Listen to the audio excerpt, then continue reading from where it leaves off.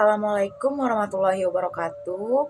Perkenalkan, saya Jumiati dengan NIM A1011231192 dalam mata kuliah Hukum Acara Pidana dalam Kodifikasi.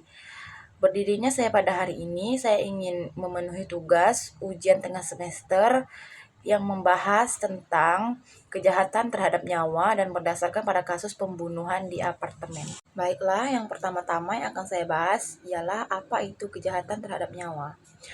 Kejahatan terhadap nyawa dalam hukum pidana kodifikasi merujuk pada tindak pidana yang menghilangkan nyawa seseorang secara melawan hukum.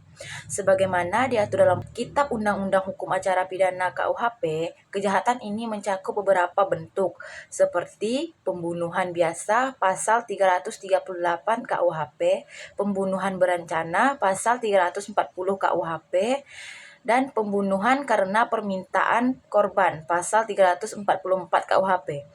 Penganiayaan yang menyebabkan kematian pasal 351 ayat 3 KUHP, serta aborsi ilegal yang mengakibatkan kematian pasal 346 sampai 349 KUHP. Kejahatan terhadap nyawa dianggap sebagai tindak pidana berat karena merampas hak fundamental seseorang untuk hidup, sehingga ancaman pidananya umumnya berupa hukuman penjara jangka panjang seumur hidup atau bahkan hukuman mati dalam kasus pembunuhan berencana.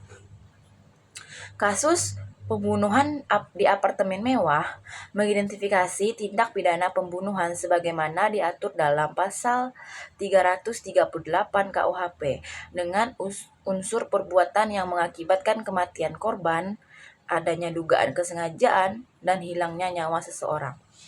Jika terbukti adanya perencanaan, maka pelaku dapat dijerat dengan pasal 340 KUHP tentang pembunuhan berencana dengan ancaman pidana mati atau seumur hidup. Berdasarkan alat bukti dalam pasal 184 KUHP seperti rekaman CCTV, hasil autopsi, pesan WhatsApp korban, serta keterangan saksi dan ahli, Reza Alamsyah dan Dina Sapitri menjadi dua orang yang diduga memiliki keterkaitan dengan kematian korban dengan motif kecemburuan dan konflik finansial. Dalam hukuman pidana, motif tidak harus selalu dibuktikan, tetapi dapat memperkuat identifikasi kesengajaan, sehingga jika ada bukti yang cukup bahwa salah satu atau kedua orang tersebut terlibat, maka mereka bisa dikenakan pasal 338 atau pasal 340 KUHP. Faktor-faktor seperti keberadaan alat bukti yang kuat, niat, serta keadaan yang memberatkan atau meringankan akan menjadi pertimbangan hakim dalam menjatuhkan putusan.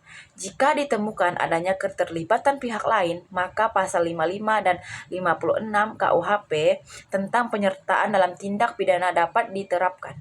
Dengan demikian, kasus ini masih membutuhkan pendalaman lebih lanjut untuk memastikan pelaku yang bertanggung jawab serta menentukan pasal yang paling tepat sesuai dengan bukti yang ada. Sekian dari saya.